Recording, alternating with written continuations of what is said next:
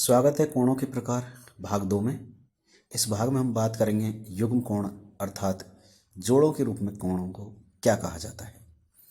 आसन कोण या संलग्न कोण, ये कोण एक ही शीर्ष और एक ही ओबेनिस्ट भुजा साझा करते हैं, लेकिन वे एक दूसरे को ओवरलैप नहीं करते हैं, अर्थात वे एक दूसरे के बगल में स्थित होते हैं और एक सामान्य भुजा और शीर्ष को साझा करते हैं। यहाँ पर ओवरलैप से तात्पर्य है कि कोण एक दूसरे के ऊपर नहीं आने चाहिए। जैसा कि हम चित्र में देख सकते हैं, यहाँ पर दो कोण हैं, कोण BAD और कोण CAD। ये दोनों आसन कोण है। ये एक ही शीर्ष A को साझा कर रहे हैं तथा भुजा AD भी इनके लिए ओबेनिस्ट है और ये दोनों कोण एक दूसरे को ओवरलैप भी नहीं कर रहे हैं, इसलिए इन्हें आसन कोण कहा जाएगा। सम्मुख कोण या ऊर्ध्वाधर विपरीत कोण, जब दो रेखाएं एक दूसरे को काटती हैं तो चार कोण बनते हैं। वे कोण जो प्रतिच्छेदी बिंदु पर एक दूसरे के ठीक विपरीत हों उन्हें हम सम्मुख कोण कहते हैं।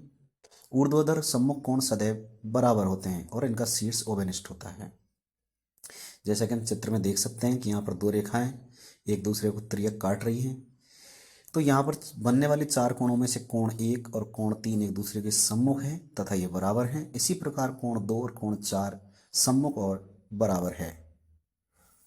पूरक कोण, वे दो कोण होते हैं जिनका योग 90 डिग्री होता है, अर्थात दो कोणों को एक साथ जोड़ने पर 90 डिग्री का कोण बनता है, तो ये दोनों कोण एक दूसरे के पूरक कोण कहलाते हैं।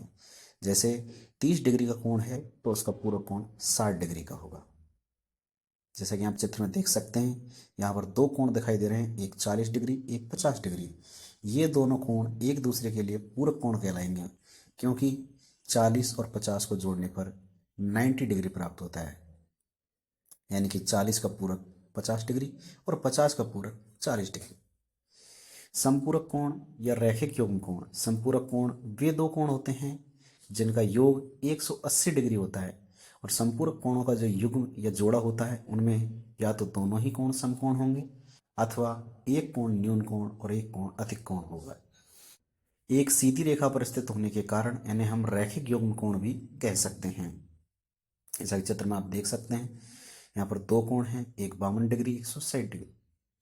इन दोनों को जोड़ने पर हमें 180 डिग्री प्राप्त होता है, अर्थात ये दोनों कोण एक दूसरे के संपूरक कोण हैं। 128 डिग्री का संपूरक कोण 52 डिग्री है। अब अंत में आपके लिए क्वेश्चन है कि इस कोण युग्म का नाम क्या है और यहाँ पर कोण x कितने डिग्री का होगा। Please comment your answers. पूरा वीडियो देखने के लिए बहुत बहुत धन्यवाद। Subscribe for more videos.